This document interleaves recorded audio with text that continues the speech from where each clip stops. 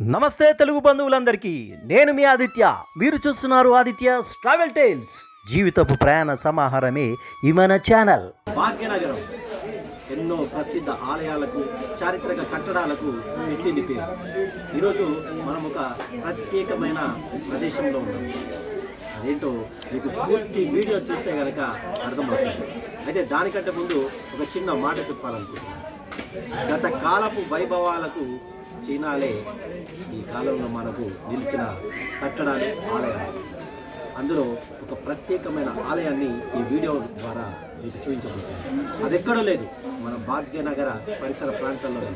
మరి ఇంకెందుకు ఆలస్యం, పూర్తి వీడియోలోకి వెళ్ళిపోయాం. భాగ్యనగరం అనగానే మనందరికీ టక్కున గుర్తుకు వచ్చేది గోల్కొండ కిల్లా, ఆ తర్వాత చార్మినార్, బిర్లా మందిర్ లాంటి ఎంతో అద్భుతమైన చారిత్రాత్మకమైన ఆధ్యాత్మిక కేంద్రాలు గుర్తుకొస్తాయి. కానీ ఈ వారం మీకు పరిచయం చేయబోతున్న ఈ 13వ శతాబ్దం నాటి అద్భుతమైన మందిరాన్ని చూస్తే మంత్రముగ్ధులవ్వడం ఖాయం. అయితే ఈ మందిరం కేవలం చుట్టుపక్కల గ్రామాల, పరిసర ప్రాంతాల వారికి మాత్రమే తెలుసు. కానీ ఫర్ ద ఫస్ట్ టైం మనందరికీ పరిచయం చేయబోతున్నాను ఈ ఎపిసోడ్ ద్వారా. అదేంటో కాదు, అమ్మపల్లి సీతారామచంద్రస్వామి దేవాలయం, అమ్మపల్లి టెంపుల్.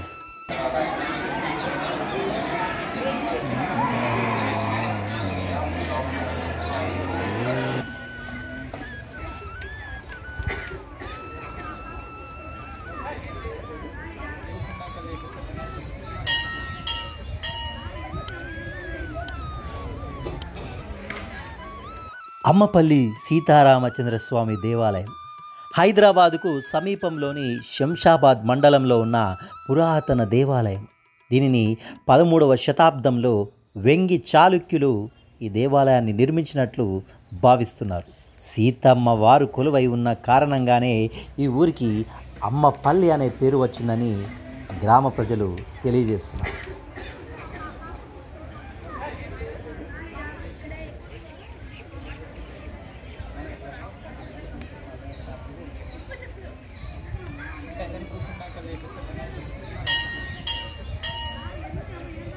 ఈ ఆలయ ప్రాంగణంలోకి ఒక్కసారి అడిగిడగానే ఆహా, ఎంతో అద్భుతమైన అనుభూతి.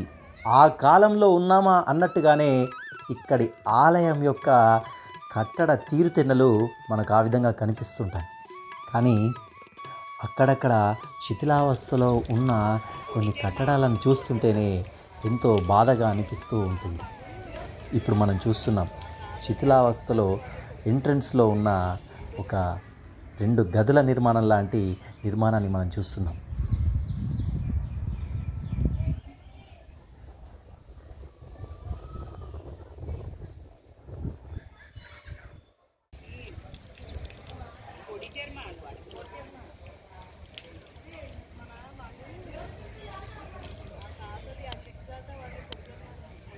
ఆలయ ప్రాంగణంలో 30 అడుగుల మేర నిర్మించిన గోపురం ఇక్కడి ప్రధాన ఆకర్షణ.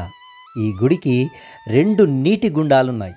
పూర్వం వీటిల్లోనే ఓ గుండంలో రాజులు స్నానం చేసేవారని, మరో గుండాన్ని రాముడి చక్ర తీర్థానికి ఉపయోగించేవారని ప్రతీతి. ఇక్కడ ప్రతి ఏటా శ్రీరామనవమి, శివరాత్రి ఉత్సవాలను వైభవంగా జరుపుతారు. సీతారామ లక్ష్మణుల ప్రతిమలు శిలా మకర తోరణాలను కలిగి ఉండడం ఇక్కడి ప్రత్యేకతగా చెబుతుంటారు. ముఖ మండపంలో తాబేలు ఏర్పాటు చేయబడి ఉండడం వలన ఈ క్షేత్ర దర్శనం మోక్షాన్ని ప్రసాదిస్తుందని అంటుంటారు.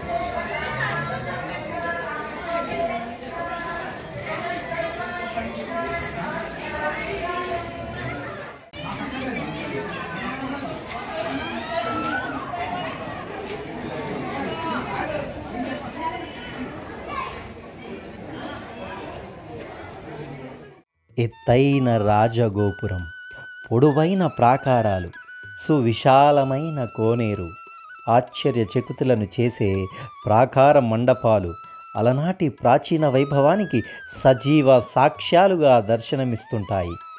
మహారాజుల సంకల్ప బలం, వారి పర్యవేక్షణ కారణంగానే ఈ ఆలయం ఇప్పటికీ అలాగే చెక్కు చెదరకుండా ఉందని మనకు కళ్ళకు కట్టినట్టుగా కనిపిస్తూనే ఉంది.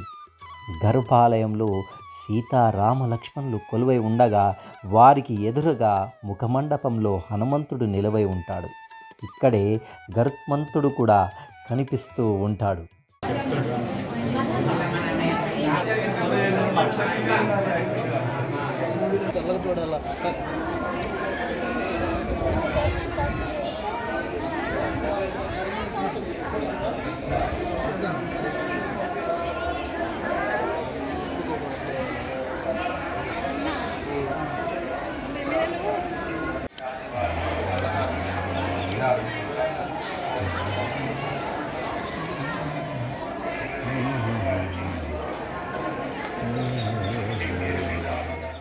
ఈ ఆలయం భక్తులనే కాకుండా సినీ ప్రముఖులను కూడా ఆకట్టుకుంటోంది. ఈ గుడి సినిమా వారికి ఒక సెంటిమెంటుగా కూడా మారిందని చుట్టుపక్కల గ్రామ ప్రజలు తెలుపుతూ ఉంటారు. కనీసం ఒక్క సీనైనా ఇక్కడ చిత్రీకరించాలని సినీ దర్శక నిర్మాతలు ఆసక్తి చూపిస్తుంటారు. భారీ బడ్జెట్ సినిమాల కీలక సన్నివేశాలను ఇక్కడే చిత్రీకరిస్తుంటారని కూడా ఇక్కడ ఎంతోమంది చెబుతున్నారు. అయితే చిత్రీకరణ సమయంలో నాటు బాంబులు పేలి ప్రహారీ కూలడంతో అప్పటి నుంచి ఆలయ నిర్వాహకులు స్థానికులు సినిమా షూటింగ్లకు అభ్యంతరం వ్యక్తం చేశారని మనకిక్కడ లోకల్గా ఉండేవారికి చెప్తున్నారు.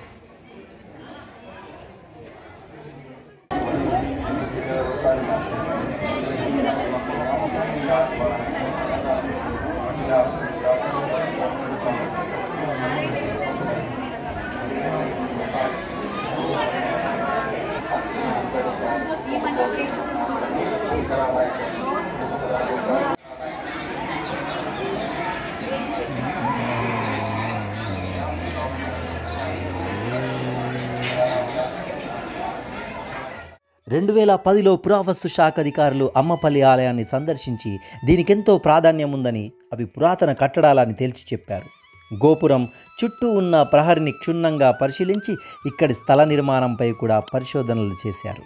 మున్ముందు పురావస్తు శాఖ ఆధ్వర్యంలో ఆలయాన్ని మరింత ఆధునీకరిస్తామని వారు అన్నారు అని చెప్పి గ్రామ ప్రజలు తెలియజేస్తున్నారు. అయితే హైదరాబాద్ చుట్టుపక్కల పరిసర ప్రాంతాల నుండి శని ఆదివారాలు వచ్చాయంటే ఇక్కడ ఎంతో సందడి వాతావరణము భక్తులచే కిటకిటలాడుతుంటుంది ఈ ఆలయం. మరి ఇంకెందుకు ఆలస్యం, మీకు కూడా ఏమాత్రం అవకాశం ఉన్నా మీ యొక్క భక్తి శ్రద్ధలను ఏమాత్రము రామలక్ష్మణుల వారి ముందు ప్రదర్శించాలనుకుంటే ఈ ఆలయాన్ని సందర్శించి ఆ ప్రశాంతతను మీరు కూడా పొందవచ్చని ఈ వీడియో ద్వారా మీకు తెలియజేస్తున్నారు. కాకపోతే ఇలాంటి కట్టడాలను సందర్శించినప్పుడు మనము వీడియోగ్రఫీలకు ఫోటోగ్రఫీలకు ఫోటోషూట్స్ లాంటివి కాకుండా భక్తి శ్రద్ధలను ప్రదర్శించి 10 మందికి తెలియజేసి మన ఆధ్యాత్మిక కేంద్రాలు ముందుకు వెళ్ళేలా తీర్చిదిద్దుకోవాల్సిన బాధ్యత మనందరిపైన ఉందని తెలియజేస్తూ నేను మీ ఆదిత్య, మీరు చూస్తున్నారు ఆదిత్య ట్రావెల్ టేల్స్. జీవితపు ప్రయాణ సమాహారమే ఈ మన channel. Thank you very much. ఇలాంటి మంచి వీడియోలు రావాలంటే మీరు ఛానల్ని సబ్స్క్రైబ్ చేయవలసిందిగా రిక్వెస్ట్ చేస్తూ వచ్చే వారం మళ్ళీ కలుసుకుందాం. Until then this is Aditya signing of.